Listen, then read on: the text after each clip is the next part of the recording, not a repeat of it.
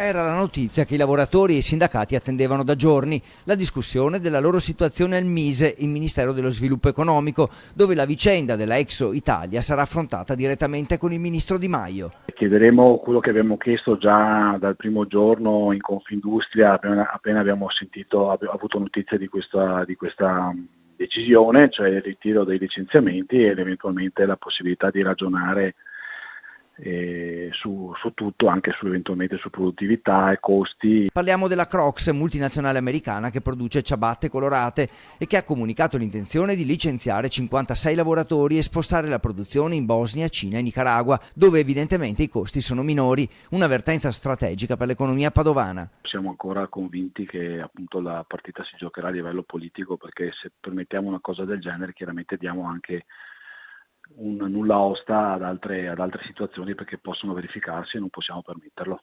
Alla richiesta di ritirare i licenziamenti, avanzata anche dalla Regione, e al conseguente rifiuto, i lavoratori hanno presidiato lo stabilimento giorno e notte. Qui la crisi non c'entra. Questa azienda in questo momento sta andando bene, ha dei margini operativi di tutto rispetto e se ne va via senza una motivazione plausibile.